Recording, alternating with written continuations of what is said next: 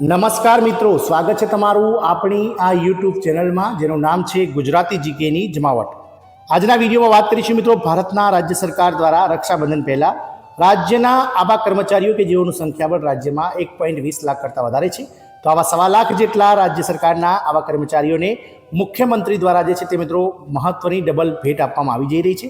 અને રક્ષાબંધનના તહેવાર પહેલાં આ 1.25 લાખ જે મિત્રો કર્મચારીઓ છે તેમને મુખ્યમંત્રી ડબલ ગિફ્ટ આપશે. પગાર અને માનદ વેતનમાં સુધારો થશે, સાથે જ તેમને અન્ય લાભો પણ જાહેર કરવામાં આવે છે. તો જાણીએ વિડીયોમાં વિગતવાર કઈ રાજ્ય સરકાર દ્વારા રાજ્ય સરકારના અલગ અલગ વિભાગોમાં કામ કરતા માનદ વેતન, કોન્ટ્રાક્ટ કર્મચારી વગેરેને જેઓનું સંખ્યાબળ 1,25,000 કરતાં વધારે છે તેમને મિત્રો મુખ્યમંત્રી દ્વારા ડબલ ગિફ્ટ આ રક્ષાબંધનના તહેવાર પહેલાં અપાશે. તો તેના વિશે આજના વિડીયોમાં વિગતવાર ચર્ચા કરીએ.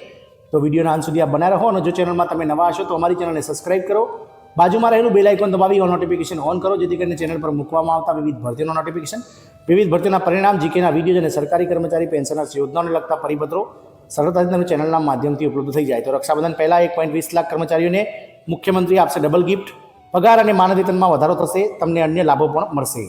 કેબિનેટે નિર્ણય લીધો છે કે કોન્ટ્રાક્ટ પરના કામ કરતા કર્મચારીઓને પગાર ધોરણનો મૂળ પગાર આપવામાં આવશે.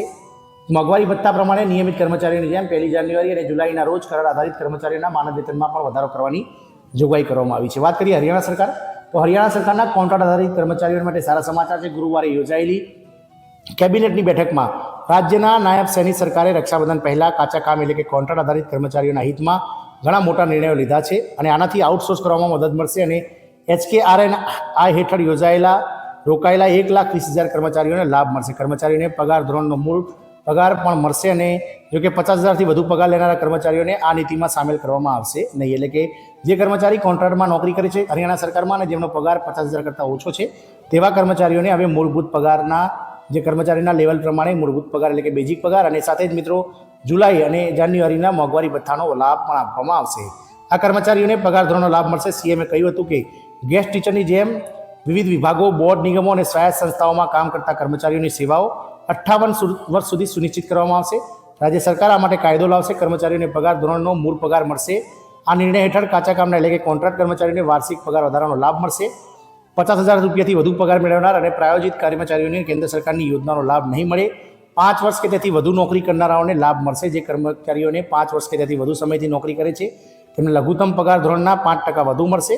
અને જે કર્મચારીઓ 8 વર્ષથી નોકરી કરે છે તેઓને લઘુત્તમ પગારના 10%થી વધુ મળશે, અને લઘુત્તમ પગાર ધોરણના 15%થી વધુ 10 વર્ષ કરતાં વધારે સમયથી નોકરી કરતા કોન્ટ્રાક્ટ કાચા કર્મચારીઓને મળશે. કર્મચારીઓના હિતમાં કેબિનેટના મોટા 3 નિર્ણયો લેવામાં આવે છે, જેમાં સીએમ નાયબ શ્રી સૈનીના નેતૃત્વમાં રાજ્ય સરકારે કેબિનેટની બેઠકમાં કોન્ટ્રાક્ટ પરના કર્મચારીઓના હિતમાં એક મોટો ઐતિહાસિક નિર્ણય લીધો છે, અને કરાર પરના કર્મચારીઓને નોકરીની સુરક્ષા આપવાનો નિર્ણય કર્યો છે. આનાથી રાજ્યસભાના આશરે 1 લાખ જે રાજ્યભરના 1,20,000 જેટલા કરાર આધારિત કર્મચારીઓને મોટો લાભ મળશે. બીજું છે મિત્રો કોન્ટ્રાક્ટ કર્મચારીઓને પગાર ધોરણનો મૂળભૂત પગાર આપવામાં આવશે. આ ઉપરાંત મોંઘવારી ભથ્થા એટલે કે ડીએ ભથ્થા મુજબ નિયમિત કર્મચારીઓની જેમ 1 જાન્યુઆરી અને દર જુલાઈના 1 જાન્યુઆરીના રોજ કરાર આધારિત કર્મચારીઓના માનદ વેતનમાં વધારો કરવાની પણ જોગવાઈ કરવામાં આવી છે. ત્રીજું છે મિત્રો કરાર આધારિત કર્મચારીઓની 1 વર્ષની સેવા પછી વાર્ષિક ઇન્ક્રીમેન્ટ આપવામાં આવશે પણ જોગવાઈ કરવામાં આવી છે. આવા તમામ કર્મચારીઓને મૃત્યુ કમ નિવૃત્તિ ગ્રેજ્યુટીનો લાભ પણ મળશે.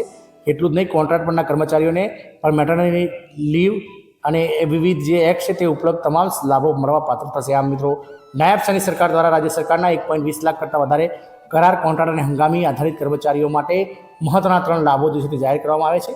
આશા રાખીશું કે મિત્રો હરિયાણા સરકારથી પ્રેરાઈ રાજ્યની અન્ય સરકારો પણ, દેશની અન્ય સરકારો પણ, અન્ય રાજ્યોની સરકારો પણ આવો જ નિર્ણયો લે અને કોન્ટ્રાક્ટ કર્મચારીઓ માટે વિવિધ જે લાભો છે તે જાહેર કરે તેવી આશા છે. જય હિન્દ, અસ્તુ.